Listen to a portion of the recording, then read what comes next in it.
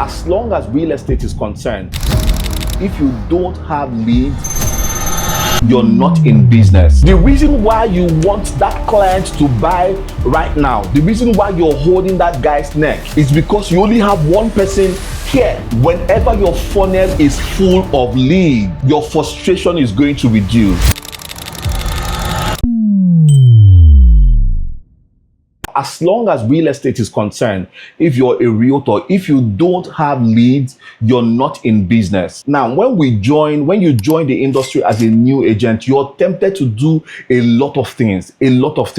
But you need to understand that if you're new in the industry or you're not satisfied with the level of results that you have as a salesperson, then you might need to pay very critical attention to lead generation. Okay, so if you don't have leads, you are not in business. Keller Williams in their book said that nothing will impact your career as much as the number of leads that you have in the industry, meaning that nothing will be as much as important as your leads. So if you're new in the industry or you're about to join real estate and you're watching this video, that's awesome because you're about to learn the most important thing. Right? But if you are in the business and you've wasted a couple of months without paying attention to lead generation, then this is your hour of salvation, right? Because after this video, you would have gotten to learn the importance of lead generation. Now, let me explain to you.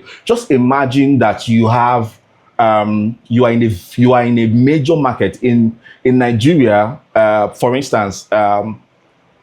We have these big shopping malls we call ShopRite in Nigeria, right? Usually in ShopRite, you have a lot of shops. So many shops open left, right, center, up and down. Yeah. And then you have a busy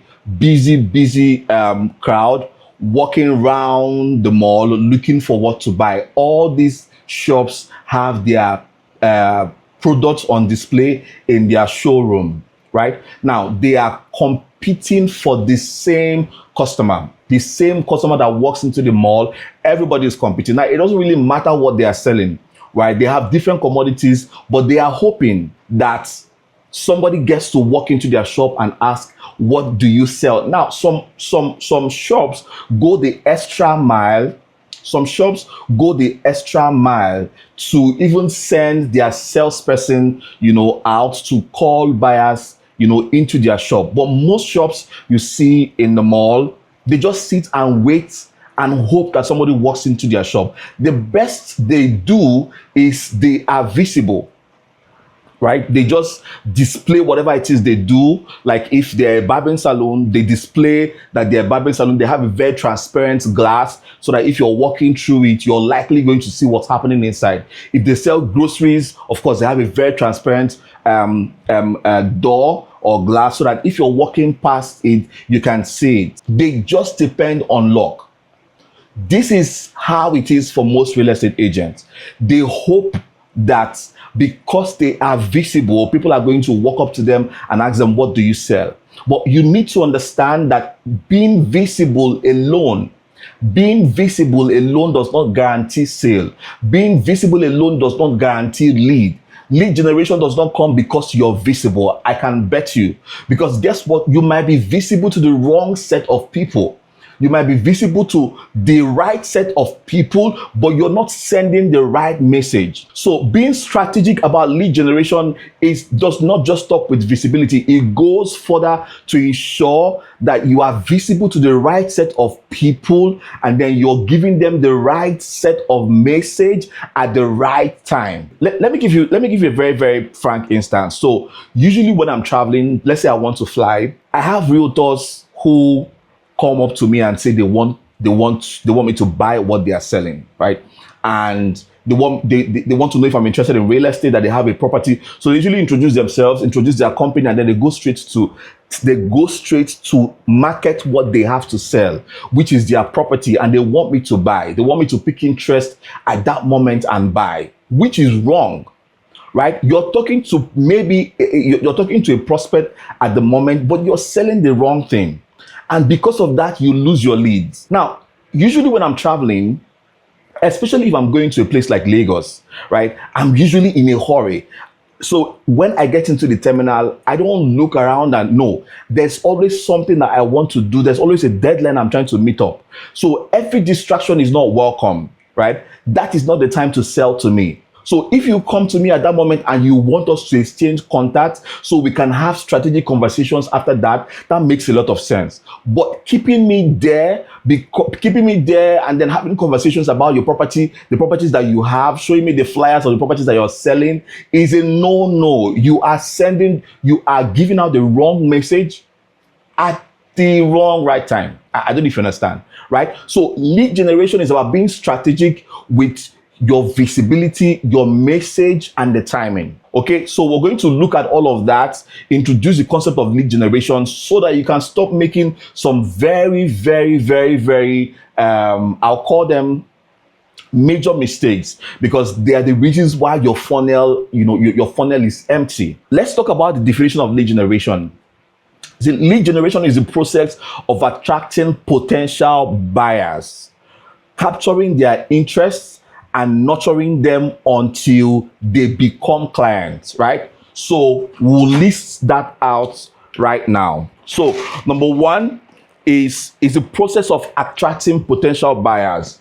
Number two is their potential buyers. Of course, you have to capture their interests. Number three is what? Is nurture them until they become clients. Every time you think about lead generation as a realtor, every time you go about your lead generation activities, every time you're setting up a funnel for lead generation, your goal is attraction. Now, let me talk about attraction. The difference between this and the other part of marketing is that this can work for you even whilst you're sleeping. So if you're a realtor and you don't have a system that gets you potential buyers even while you're asleep, you're not doing it the right way. Now, don't get me wrong, as a person, I always say you should mix both, right? You should do prospecting and then you should do lead generation, right? Prospecting is, of course, when you're starting out, you should reach out to people, but you don't stay there. Whilst you're reaching out to people, you need to build a system that can attract people to you, right? If you don't have a system that attracts leads to you whilst you're sleeping, you're not doing it the right way. Okay, so attraction is number one. Number two is interest. Whatever strategy you have for lead generation has to capture interest, right? So you come to me when I am or let's say you post something online about real estate that has nothing to do with my pain points, does not address my pain points in any way. My interest has not been captured. For you to capture my interest, you have to speak towards my concern. You have to speak to my concern, right? So you have to capture interest. Number three is to nurture. Now, I'm taking time to explain this because some of us make very critical mistakes, right? We capture interest, we attract and capture interest, but we don't nurture. Let me give you an instance. For some reasons, you meet me at the airport and then we ended up exchanging contacts, right? That is attraction and then interest captured, right? For me to have given you my contact, you said something that caught my attention.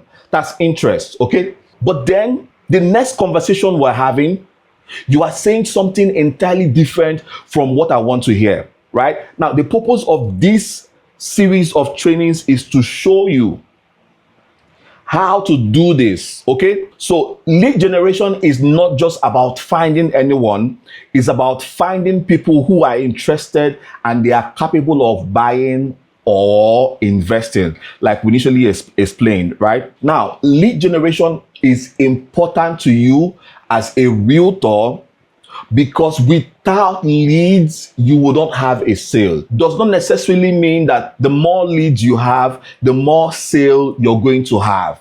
That is correct if you nurture them well, okay? If you nurture them well, that is correct. But if you don't, more leads will only equal to more frustration if you don't know how to convert them to a sale, right? So, but then more leads equals to more opportunities. you want more opportunities for sale, then you want more leads. One of the reasons why you want to have so many leads in your funnel. Forgive my drawing. Okay, so let's. I don't know how to. Let's say this is a funnel. This is a very bad funnel. Let me try again. Okay, yeah, that's better than the first one. Okay. So let's say these are the three levels of. I hope you can see me. So let's say these are the three levels of the buyer's journey, right? The process they go through before they buy. This is awareness, where they become aware of the property you're selling. Number two, this is consideration. And this is purchase or action. One of the reasons why you want to have a lot of leads, right, is that when leads come to you, when people come to you because they are interested in what you're selling, it does not automatically mean that they are ready to buy immediately. When people come to you, it really doesn't matter how you got them or where you got them from. But when they approach you, when they come into your DM, when you exchange contacts with them, when you have your first set of conversations with them, it doesn't necessarily mean that they are ready to buy immediately, right? So as a realtor, if you pay more, one of the reasons why you should pay more attention to lead generation is that you want to have your funnel full, you want to have clients or prospects, you want to have your funnel filled up at every level with clients. Let me explain. This is what I mean. This is awareness, this is consideration, this is purchase. Right? Some realtors have a lot of clients here. Awareness. They have plenty clients here. But they don't have anybody here. They have few, maybe just one. And here they have 0. But meanwhile, here they have maybe 30. If you really want to close a deal, then you want to have a lot of prospects or interest at every point in time. You want to have a lot of prospects at every stage. So here you have 30 awareness, here you have 15, and then here you have 5. The truth is that they are always going, some of them are going to drop in the course of moving down, right? But you want to ensure that at every point in time, your funnel is filled up with these numbers. The reason why you want that client to buy right now, the reason why you're holding that guy's neck and you're getting frustrated because he said he was going to come for inspection and he didn't show up. The reason you're so frustrated about that is because you only have one person here at the point of purchase or at the point of consideration. You don't have anybody here. You don't have anybody who has given you a checkbook or who has written a check to you. You don't have a lot of people here who are saying, I'm now interested. You just have one person here at the point of consideration, and so you want the person to buy immediately. Whenever your funnel is full of leads at every stage, right, your frustration is going to reduce. At every stage, your frustration is going to reduce. The other reason why you should pay attention to lead generation is that it separates you from struggling realtors. Now, I want you to understand this. If you prioritize lead generation and you have leads in your funnel, like I just explained to you, right? You have them in these numbers, yeah? It automatically separates you from other struggling realtors. You cease to become a struggling realtor, because if this person calls you today and says, I want to come for inspection, and he's not available and he disappoints you, you are not frustrated about that, because there is somebody else in your DM that you're having a conversation with about the number of plots the person wants to purchase or the number of apartments the person wants to buy. You need to understand this, right? So lead generation is what keeps you in the business, and it makes all the difference as long as your business as a realtor is concerned. So let's look at the different categories of lead generation, right? Number one is cold leads.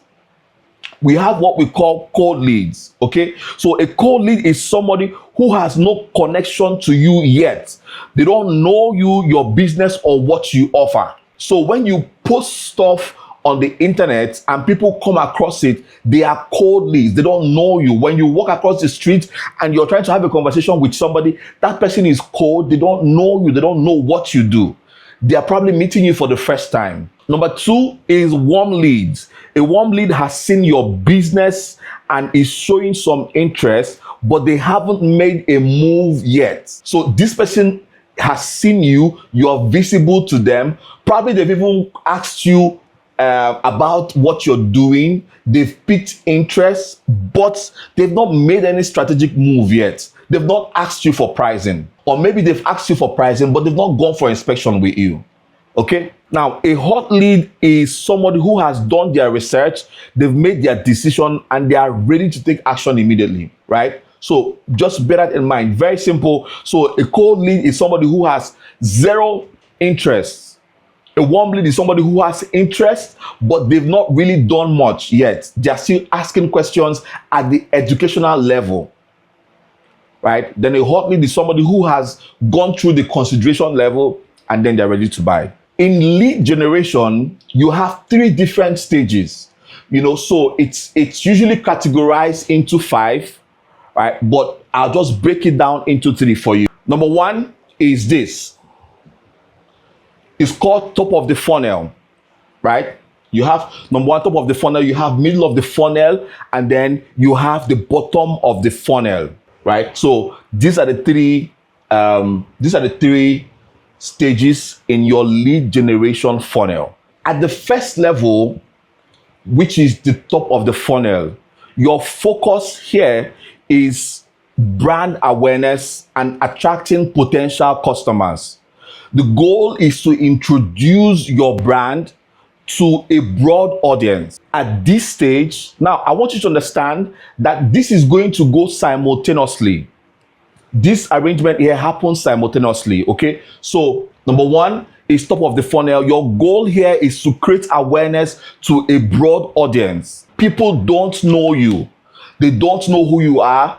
You sell real estate, but they don't know you yet. They don't know you in their neighborhood. They don't know you anywhere. When they talk about real estate, you don't come to mind. Could be your family members, could be your friends, could be your loved ones, it could be strangers, but they don't know you. At the top of the funnel, what you're doing is that you're creating awareness. Now, the middle of the funnel, this is potential customers have shown interest. At this level, they've shown interest. So some of the people who are aware of what you're doing have started showing interest, okay? The focus shifts from awareness to providing valuable content that builds trust and credibility. Now, please, I want you to pay attention. At this level, at the middle of the funnel, you are creating trust and then you're building credibility, okay? You can't build trust with somebody if they don't know that you exist yet, right? So in your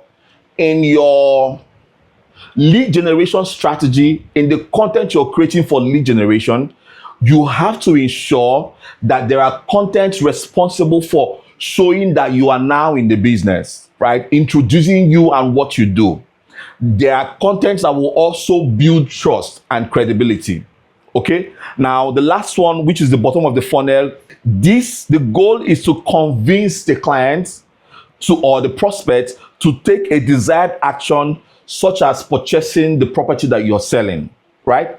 Now, you have 3 major activities in your lead generation funnel. Like I explained initially, number 1 is awareness. Number 2 is to build credibility and to build trust. Number 3 is to get them to take action. I want you to understand that at the middle of the funnel, this place, at the middle of the funnel, we make a lot of mistakes. We try to create awareness when the person has already piqued interest. Let me give you an instance. A lot of what happens here, for instance, if you're a realtor and you're creating content, a lot of what happens here is education. It's broad education. But here, it is not just education. here, it is not just broad education. There's education here at the middle of the funnel, but it is education that is streamlined to the pain point of the client or the pain point of the prospect. Let me give you an instance. One of the pain points can be trust. It can be that they don't trust you yet. Part of what you display here is proof. Let me give you an instance. So, content that show you that exposes your real estate activities, exposes you going on inspections, exposes you closing deals. Content like that helps you build credibility. They help you build trust. The person understands that you've been in the business, you've closed deals, or you're part of a large real estate organization, or you're part of a large real estate team. Let me give you an example. So somebody says that they come into your funnel, they become aware of what you do, and then they say they are interested in real estate trust fund, for instance. But you keep feeding them with content about deed of assignments, survey, title documentation, and all of those things. But that person's main pain point is not all those things. His interest is not in that. His interest is more in real estate trust funds, right? Now, for you to gain trust and credibility, you would need to address that pain point. In the coming series, we're going to have more conversations on the type of content that you're going to post, okay? So now the last is the bottom of the funnel, which is where you get to close your deal.